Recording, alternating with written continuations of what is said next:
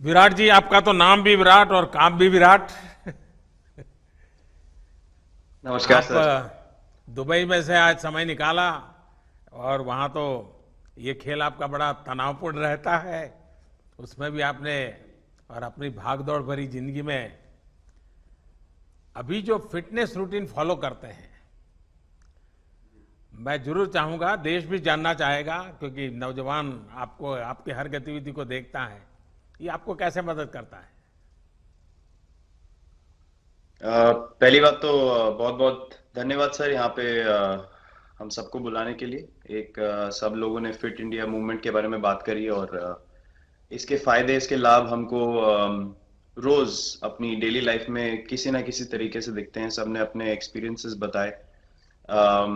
मिलिंद जी ने भी बहुत अच्छी बातें रखी। बहुत इंस्पिरेशनल उनका भी काम रहा है, उनकी जर्नी रही है पिछले कुछ सालों में। मैंने भी बहुत ऑब्जर्व किया है। और मेरे खुद के एक्सपीरियंस में सर एक ट्रांजिशन एक्सपीरियंस करने को मिला मुझे कि जिस जिस पीढ़ी में हम खेलना शुरू हुए और जो उस समय खेल की हमारी डिमांड्स थी, वो बहुत तेजी से बदली एक समय के बाद। और मुझे ये एक्सपीरियंस हुआ कि जो एक हमारा सिस्टम बन चुका था, हमारा एक रूटीन बन चुका था, वो हमारे खेल के डिमांड्स के लिए सही नहीं था और उसे बदलना ज़रूरी था। क्योंकि हमारा खेल बहुत तेज़ी से आगे बढ़ रहा था और मुझे ऐसा महसूस हुआ कि हम कुछ फिटनेस के पॉइंट ऑफ व्यू से पीछे छूट जा रहे थे। हमारी स्किल में कभी कोई प्रॉब्लम नहीं थी। तो एक स्वामी जी ने भी बात रखी, आपने भी बात करी, मिलिंद जी ने भी पहले बताया। एक जो सेल्फ रियलाइजेशन की बात है कि आपको खुद से रियलाइज हो कि मुझे क्या बदलना है अपने अंदर। तो मुझे वो एक समय पे खुद भी एक्सपीरियंस हुआ कि नहीं, फिटनेस जो है वो प्रायोरिटी होनी चाहिए। और अगर मैं आपको ऑनेस्टली बताऊं तो पहले खेल को अच्छा करने के लिए फिटनेस मैंने शुरू करी, लेकिन आज अगर प्रैक्टिस मिस भी हो जाए तो मुझे इतना खराब नहीं लगता। लेकिन अगर फिटनेस सेशन मेरा मिस हो जाए या एक्टिविटी मिस हो जाए तो मुझे ज्यादा खराब लगता है। तो इसके फायदे जो हैं तो सर वो सबसे पहले आपको ये जो नया मंत्र जगा, तो दिल्ली के छोले भटूरे का ही बहुत दुखता हुआ होगा। बहुत ज्यादा सर। मतलब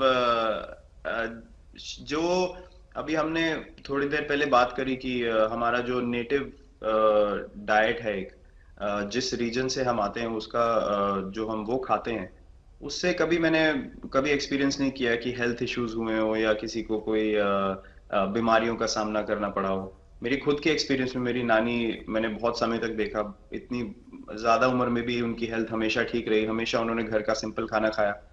तो मैं जब पला बड़ा तो शहरी खाना, मतलब बहुत ज्यादा बाहर का खाना होता था। खेलने कूदने जाते थे तो आते जाते बहुत सारी चीजें ऐसी खा ली कि जो हेल्थ पॉइंट ऑफ व्यू से अच्छी नहीं है।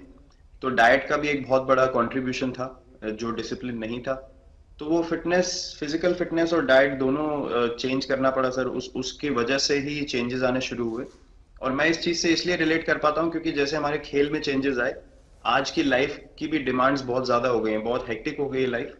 तो अगर हम अपनी फिटनेस को उस पेस के साथ नहीं रखेंगे, सिंक में नहीं रखेंगे, तो हम पीछे छूटते चले जाएंगे। तो अगर हम लोग अपनी फिटनेस को नहीं इंप्रूव करते तो हमारे खेल में भी आज हम बहुत पीछे छूटते चले जाते हैं। क्योंकि आप सिर्फ अपनी स्किल पे डिपेंड नहीं कर सकते। आपका जो मेंटल स्ट्रेंथ है, वो आपका शरीर कितना तंदुरुस्त है और आपका दिमाग कितना तंदुरुस्त है, उस दोनों का एक कॉम्बिनेशन साथ में चलता है। तो अगर मेरा शरीर सपोर्ट नहीं कर रहा है जो मेरा दिमाग सोच रहा है, तो मैं जो करना चाहता हूँ मैं नहीं कर पाऊंगा। तो मुझे आपके ये छोटे सामने छोटे कैलोरी चेंजेस। कम करने का भी तो चैलेंज रहता होगा और इतना बड़ा काम करने का भी चैलेंज रहता होगा। उसको कैसे हैंडल करते हैं? सर मैंने अभी जो अपने अनुभव में मैंने ये चीज एक्सपीरियंस करी है वो ये है कि खाने के बीच में समय देना बहुत जरूरी है। हम लोग बहुत बार खाते हैं और फिर बड़ी मील के बाद वो छोटा छोटा खाते चले जाते हैं पूरा दिन। तो वो जो हमारा सिस्टम है, उसको कहीं प्रोसेस करने का मौका ही नहीं मिलता खाने को, और रात तक हम खाते चले जाते हैं। तो मैं जब छोटा भी था तो 11:30 12 बजे डिनर हो रहा है, उसके बाद मीठा खा के एकदम सो गए। कुछ एक्टिविटी नहीं, कुछ उसके बाद वॉक नहीं। तो आई थिंक ये छोटी छोटी चीजें जो है जो बहुत मैटर करती हैं कि आप अपने अंदर के सिस्टम को भी कितना समय दे रहे हैं उस खाने को प्रोसेस करने के लिए जो आप खा रहे हैं। तो उसके लिए अवेयरनेस बहुत जरूरी है कि आप किस वजह से कर रहे हैं। आप अपने आप को ओवरऑल फिट रखने के लिए कर रहे हैं या फिर सिर्फ वेट लॉस के लिए कर रहे हैं, जैसे अभी रुजुता जी ने बोला। तो प्रायोरिटी बहुत जरूरी है अपने दिमाग में कि आप आपकी इंटेंशन ठीक होनी चाहिए, फिर अकॉर्डिंगली आपके रिजल्ट्स भी वैसे ही आएंगे बाहर। मैंने सुना है कि इन दिनों टीम के लिए एक योयो टेस्ट हो रहा है। क्या ये कैप्टन को भी ये योयो टेस्ट करवाना पड़ता है कि आपको छुट्टी होती है? और योयो टेस्ट होता क्या है? क्या क्या क्या करना पड़ता है? सर, टेस्ट ये बहुत जरूरी था फिटनेस पॉइंट ऑफ व्यू से। अगर आप ग्लोबल फिटनेस लेवल्स की बात करें तो बाकी टीमों से हमारा लेवल अभी भी कम है, और हम चाहते हैं कि वो लेवल हम ऊपर लेके जाएं, जो एक बेसिक रिक्वायरमेंट है। आज की डेट में हम लोग फोकस करते हैं कि जैसे T20 मैच हो गया या वनडे मैच हो गया, वो एक दिन में खत्म हो जाता है।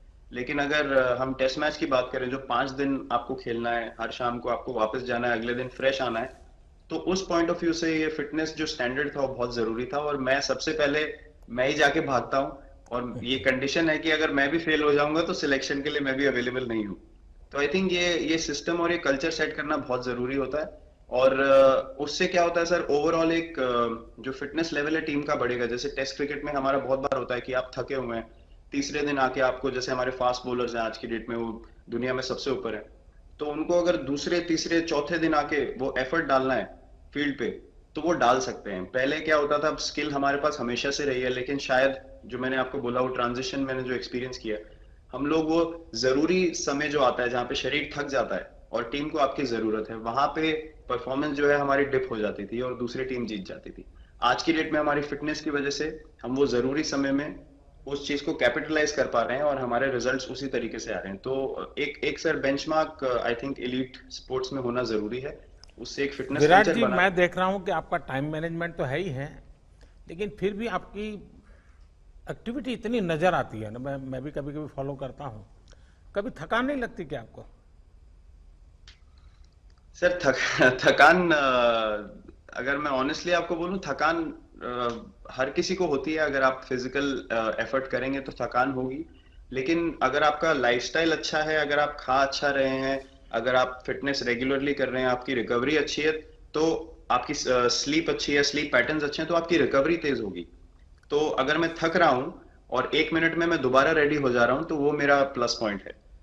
तो आई थिंक वो मैंने एक चीज एक्सपीरियंस करी जो बहुत जरूरी हो जाती है। आपका ओवरऑल लाइफस्टाइल कैसा है उसके ऊपर बहुत डिपेंड करता है।